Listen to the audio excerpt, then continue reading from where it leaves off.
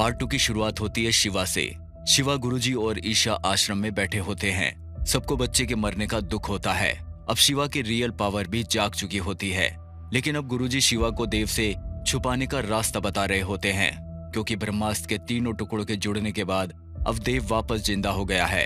अब देव वापस आ चुका है और देव अपने सारे अस्त्रों को वापस ढूंढने में लग जाता है, जो उसने जुनून और दूसरे लोगों को ढूंढने के लिए कहा था। शिवा को ये बात तो पता चल चुकी है कि देव ही उसका पिता है और ब्रह्मास्त्र के तीनों टुकड़ों के जुड़ने के बाद देव जाग चुका है। और अब फिल्म की कहानी फ्लैशबैक में जाती है, जहां पर हमें अमृता और देव की कहानी के बारे में बताया जाता है। अब हमें अमृता और देव की लव स्टोरी के बारे में बताया जाता है कि कैसे वो एक दूसरे से मिले थे। देव भी उसी ब्रह्म अंश आश्रम का पार्ट है, जिसके पार्ट बाकी के सभी ऋषि हैं और जिनके पास अलग अलग कई अस्त्र हैं। देव और अमृता की मुलाकात भी इसी आश्रम में हुई थी।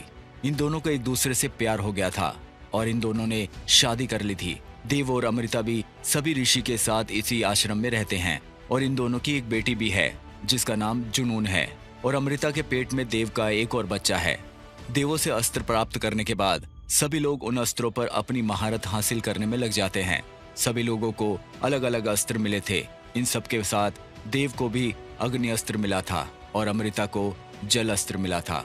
इन सभी अस्त्रों में से सबसे ज्यादा खतरनाक और ताकतवर अस्त्र ब्रह्मास्त्र था, जिसको कोई भी ऋषि कंट्रोल नहीं कर पा रहा था। लेकिन सभी ऋषियों ने मिलकर ब्रह्मास्त्र की पावर को एक पत्थर में डाल दिया था।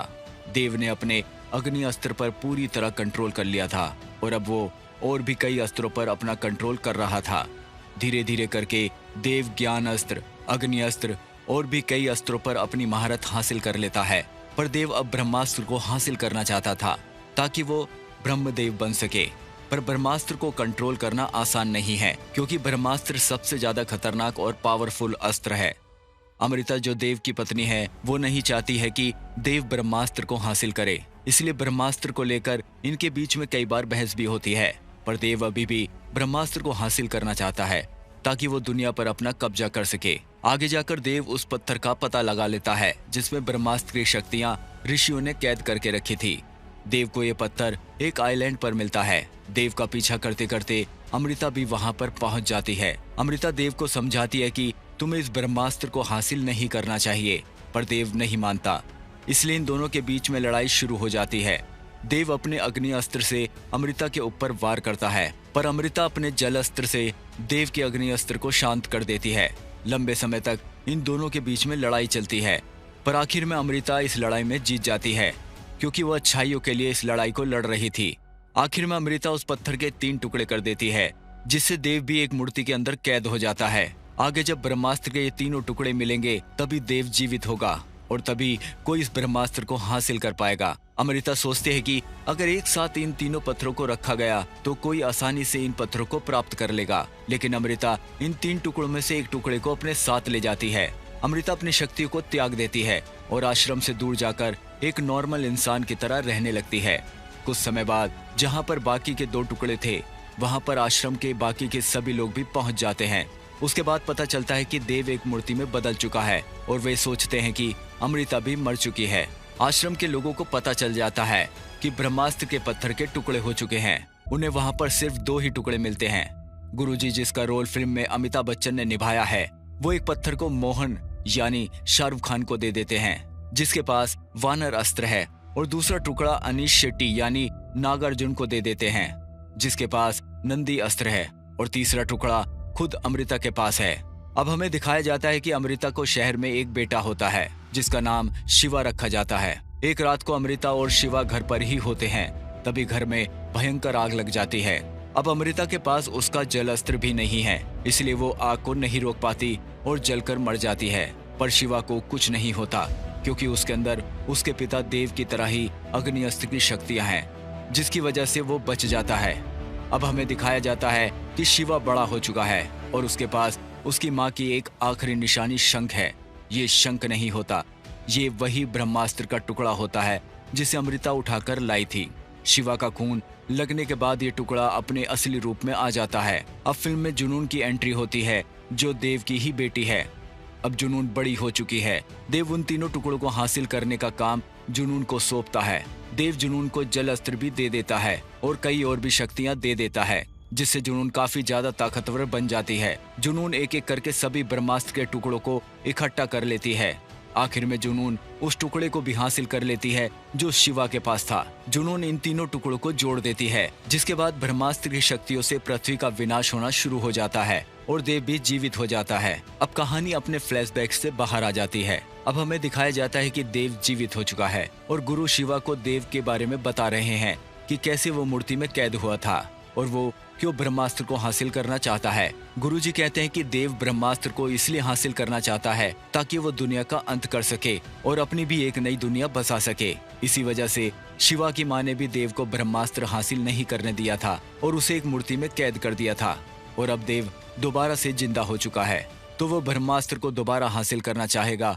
और जैसा कि हम सब ने पार्ट 1 में देखा था कि जब जुनून ने उन तीनों टुकड़ों को मिलाया था और ब्रह्मास्त्र की वजह से दुनिया पर तबाही शुरू हो गई थी, इसलिए शिवा ने ईशा और पूरी दुनिया को बचाने के लिए ब्रह्मास्त्र को अपने अंदर समा लिया था। हमें ब्रह्मास्त्र की एक झलक शिवा की आंखों में भी देखने को मिली थी, इसलिए ब्रह्मास्त्र की शक्तियां शिवा के अंदर हैं और इन शक्तियों को पाने के लिए देव शिवा को जरूर ढूंढेगा। अब हमें देव को दिखाया जाता है। देव जुनून से पूछ रहा होता है कि ब्रह्मास्त्र कहाँ पर है। जुनून बताती है कि ब्रह्मास्त्र को एक आश्रम के व्यक्ति ने अपने अंदर समा लिया है। देव पूछता है कि उसके अंदर इतनी शक्तियां कैसे आई, जिससे कि वो अपने अंदर सबसे खतरनाक और पावरफुल ब्रह्मास्त्र को अपने अंदर समाये हुए है। जुनून बताती है कि उसके पास भी आप ही की तरह अग्नि अस्त्र है।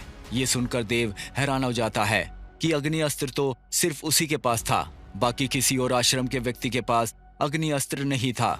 देव अब दोबारा से जुनून को ब्रह्मास्त्र हासिल करने के लिए उस आश्रम में भेजता है।